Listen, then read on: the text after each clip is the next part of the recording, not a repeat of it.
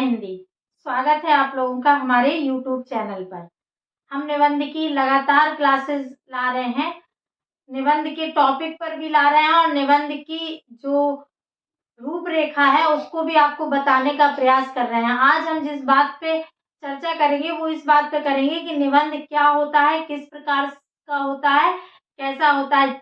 और पहले ही बता देती हूँ, ये जितनी भी चर्चा मैं करने वाली हूँ वो वासुदेव नंदन प्रसाद की जो सामान्य हिंदी की जो हिंदी भाषा की बुक है उसके रेफरेंस से मैं आपको बता रही हूँ।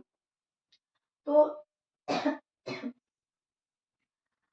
ये निबंध की जो शैली है, हिंदी साहित्य में निबंध एक विधा है। आपके एग्जाम में निबंध को रखा गया है, जैसे जीएस के 2 पेपर है वैसे निबंध का एक पेपर है, लेकिन हिंदी साहित्य में ऑलरेडी निबंध एक विधा है। इसीलिए निबंध को अधिकतर हिंदी साहित्य के जो अध्यापक होते हैं या जो स्टूडेंट होते हैं वो ज्यादा अच्छे से लिख भी पाते हैं, बता भी पाते हैं, क्योंकि वो ऑलरेडी उसको पढ़े हुए होते हैं। बहुत सारे निबंध उन्होंने पढ़ रखे होते हैं। तो आपके पास तो उतना वक्त नहीं है कि आप निबंध की कोई किताब पढ़ें, जो जैसे आचार्य रामचंद्र शुक्ल की या किसी की बड़ी बुक आप नहीं पढ़ सकते। आप पढ़ेंगे तो वही पढ़ेंगे जो यूपीएससी या बीपीएससी के लिए लिखी गई हो। हम सिर्फ चर्चा करेंगे निबंध की रूपरेखा पर। निबंध क्या होता है, कैसे लिखा जाता है, इस पर आज हम चर्चा करेंगे। और आप लोग, हमारा टेलीग्राम चैनल भी है जिस पर जीएस फॉर सक्सेस करके डिस्क्रिप्शन बॉक्स में उसका लिंक मिल जाएगा आपको। आप वहां जुड़ के, हम निबंध का टॉपिक दिए थे लिखने के लिए, वहां आप लिखिए, वहां आपका मूल्यांकन होगा। जीएस के भी प्रश्न वहां दिए जाते हैं। जो लोग 69वीं में अपियर कर रहे हैं उनको ऑब्जेक्टिव प्रश्न भी मिलते हैं एनसीईआरटी बेस्ड, जो फ्री के लिए महत्वपूर्ण है। तो सारा कुछ आपको टेलीग्राम चैनल पर मिलेगा, तो आप वहां ज्वाइन कर लीजिएगा। यूट्यूब पर बने रहिएगा। अगर आप नए हैं तो सब्सक्राइब कर लीजिए, लाइक और शेयर कर दें, हमारा मनोबल थोड़ा बढ़ जाता है वीडियो बनाने में। आपको निबंध के बारे में बता रहे हैं, आप इसे देखिएगा, समझने का प्रयास कीजिएगा, ठीक है। चलिए, निबंध, सबसे पहले तो निबंध जान लें कि निबंध क्या होता है, ठीक है। निबंध जो होता है, पहले भी मैंने एक वीडियो में आपको समझाया था, निबंध एक भावात्मक चीज है, एक भाव प्रधान लेख है।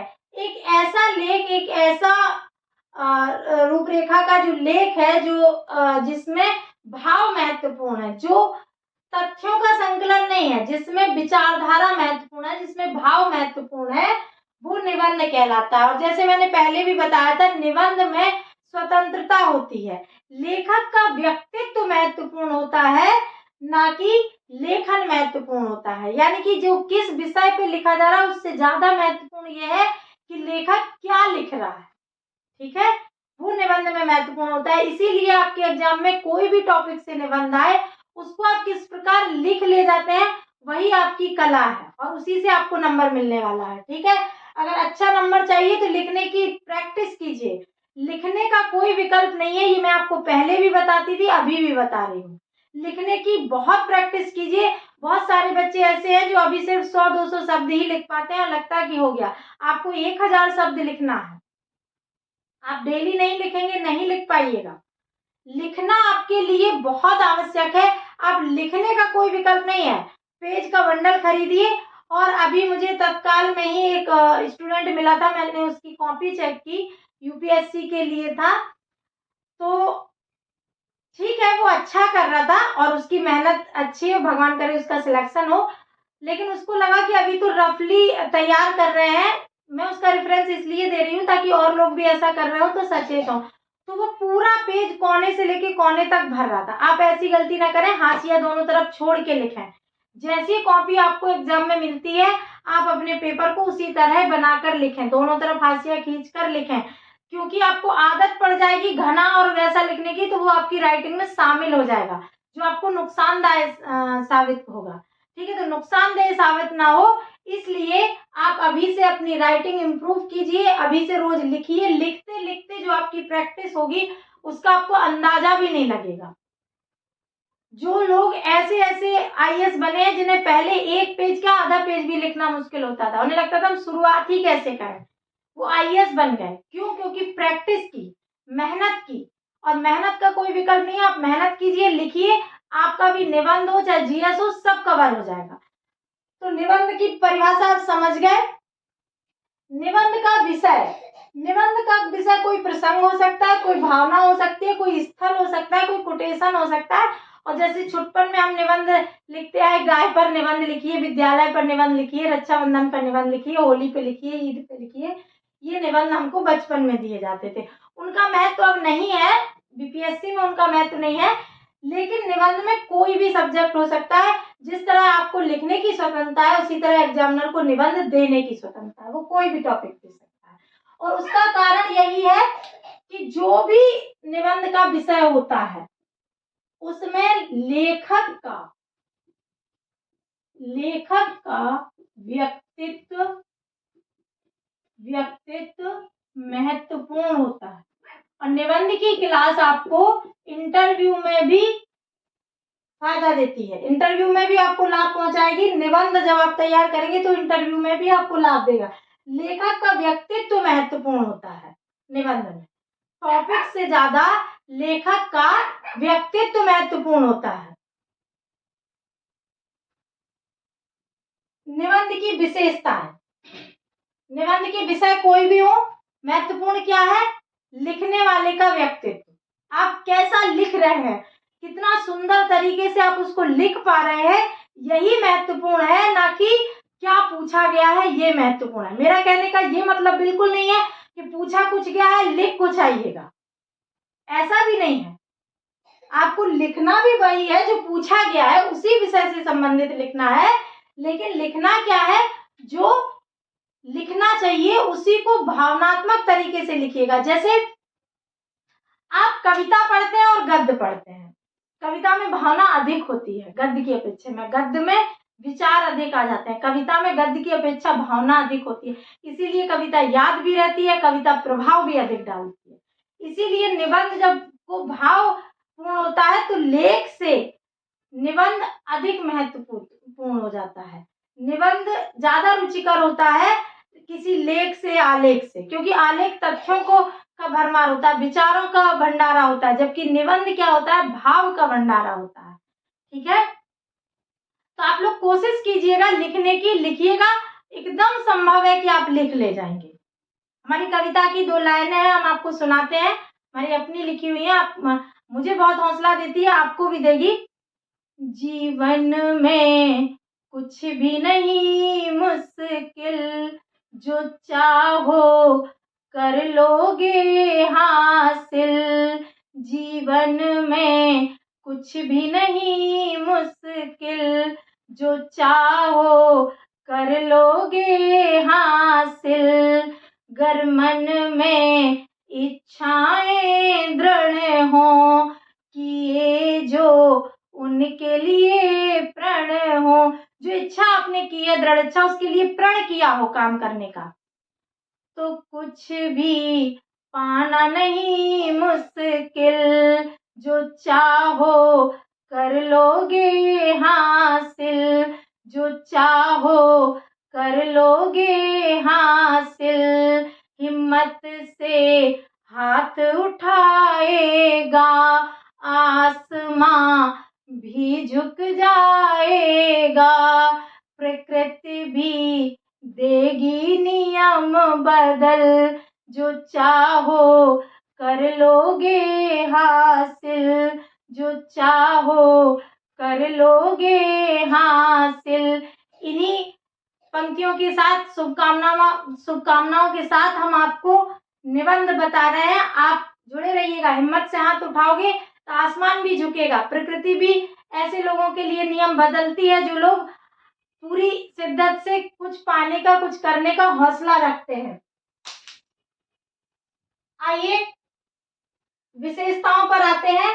निबंध के विषय पर हमने चर्चा की, विशेषताओं पर आते हैं। विशेषताओं में 4 विशेषताएं हैं। व्यक्तित्व का प्रकाशन, संक्षिप्तता, एक सूत्रता और अन्वयिति का प्रभाव। ठीक है, व्यक्तित्व का प्रकाशन क्या है? व्यक्तित्व का प्रकाशन यानी कि जो आप लिख रहे हैं, व्यक्तित्व का प्रकाशन यानी कि जो भी निबंध आप लिख रहे हैं उसमें आपका व्यक्तित्व प्रकाशित होता है। निबंध में आपका ही व्यक्तित्व प्रकाशित होता है, इसीलिए इसे इसकी एक विशेषता व्यक्तित्व का प्रकाशन बताया गया है। क्या हमने ऊपर भी बताया, जो लिख रहे हो उसमें कोई तथ्य नहीं है महत्वपूर्ण, उसमें आपका व्यक्तित्व महत्वपूर्ण है। उस निबंध में जो प्रकाशित होगा, जो दिखाई देगा, वो आपका व्यक्तित्व दिखाई देगा। ठीक है। संक्षिप्तता, संक्षिप्तता एक ऐसा वर्ड है, जब निबंध लिखना, जैसे निबंध आप 50 पन्नों का लिख दीजिए, क्योंकि ये निबंध साहित्य की एक विधा है, इसलिए इसमें संक्षिप्तता एक वर्ड है। पर आपको चूंकि लगभग 1000 शब्दों में लिखना है, तो 1000 शब्दों के आसपास ही रहे, यही संक्षिप्तता है। ठीक है। ऐसा ना हो कि आपने एक निबंध पहले 15 पेज का लिख दिया, दूसरा निबंध आपका 7 या 8 पेज का हो गया। तो संक्षिप्तता मतलब उतना ही लिखना है। एक सूत्रता, एक सूत्रता का मतलब है कि निबंध जिस विषय पर आपने शुरू किया है, जैसे आपने भूमिका बनाई है, उसी का विस्तार आपके निष्कर्ष तक चलना चाहिए। ऐसा नहीं कि उसका तारतम्य ही बिगड़ जाए। बात हमारी समझिएगा। एक सूत्रता का मतलब जुड़ाव बना रहे, ऐसा ना हो कि उसकी तारतम्यता बिगड़ जाए, या आप ऐसा कुछ बता ले जाए कि भूमिका में आपने बता दिया एक, फिर आप बता ले गए, जैसे हमने कोई टीचर हायर किया कि हमें योगा सिखा दीजिए, क्योंकि हमें तो आता नहीं है, योगा सिखा दीजिए। योगा में हमें पता है कि शरीर की जो भी है, श्वास लेना और ये करना वो करना, उसी में जैसे अगर एक्सरसाइज भी शामिल है तो कुछ कुछ करना। लेकिन अब पता चली वो नट की तरह बोलने लगे, रस्सी पे चलते जाइए, रस्सी पे चलना सीखिए, एक पैर से खड़े होइए और सिर के बल खड़े होइए। जो योगा में शामिल है वो तो ठीक है, लेकिन जो अन्य खेलों में शामिल है वो भी सिखाने लगे, तो वो विषय से हटना हो गया। हमने तो योगा सीखने को कहा था, आप तो हमें कुछ और ही सिखाने लगे। तो वही एक सूत्रता है। निबंध जिस तरह शुरू हुआ है, क्रमबद्ध तरीके से खत्म हो, ऐसा ना हो कि बीच में उल जलूल इधर उधर का हो जाए और भटकाव हो जाए, जुड़ाव महसूस ना हो पाठक को, विधा में पाठक और आपके लिए एग्जामिनर को। ठीक है। एक सूत्रता। अन्वित का प्रभाव यानी कि इफेक्ट ऑफ टोटलिटी, इसमें क्या है, जो अंत आप करेंगे, जो निष्कर्ष आप करेंगे, उसका भी बहुत प्रभाव होता है। इसको आप इतना प्रभावी ढंग से जब लिखेंगे, किसी कोटेशन से अगर इसका अंत कर सकते हैं, इसकी शुरुआत कर सकते हैं, तो बहुत अच्छा होता है। या आप ऐसे विचार दीजिए, भाव दीजिए, जो पूरे निबंध को एक अच्छे शब्दों के साथ खत्म कर सकता हो और समापन कर सकता हो उसका, तो वो क्या कहलाता है, अन्विति का प्रभाव उसको बोलते हैं। ठीक है। अगला है निबंध की शैली। शैली में दो चीजें आती हैं, एक भाव, एक भाषा। भाव और भाषा। भाव तो चूंकि निबंध में फर्स्ट प्रायोरिटी है ही, भाव तो चाहिए ही, भाव के बिना तो कुछ लिख नहीं सकते। निबंध चूंकि भाव की ही रचना है, तो भाव तो है ही। भाषा कैसी, भाषा सहज और सरल। भाषा हमेशा सहज और सरल ही होनी चाहिए। बहुत टफ भाषा का प्रयोग आप अगर कर देंगे तो उसमें जो भावुकता है वो खत्म हो जाएगी, क्योंकि वो जबरदस्ती दुरूह लगेगी, जबरदस्ती लगेगी कि आपने ठूंस दिए उसमें कठिन शब्द। तो कठिन शब्दों का प्रयोग नहीं करना है। भाषा सहज और सरल हो, शुद्ध हो, सहज सरल हो, इस तरह की भाषा हो।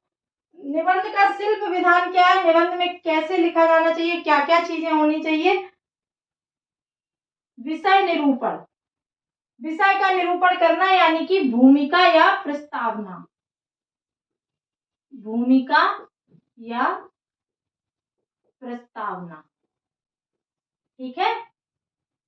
सबसे पहले आपको विषय निरूपण किसमें करना है, भूमिका या प्रस्तावना, इसी को विषय निरूपण कहते हैं। संपूर्ण विषय का एक सारांश, एक खाका, एक सिनॉप्सिस देनी होती है भूमिका में। हमने पहले भी बताया, जिन्होंने हमारे वीडियो देखे होंगे, कि प्रस्तावना क्या होती है। जैसे आप संविधान पढ़ते हैं, संविधान की प्रस्तावना है, तो उसको क्या बोला जाता है कि प्रस्तावना संविधान की कुंजी है, यानी कि प्रस्तावना पढ़ के संविधान में क्या क्या लिखा है आगे वो हमें पता चल जाता है।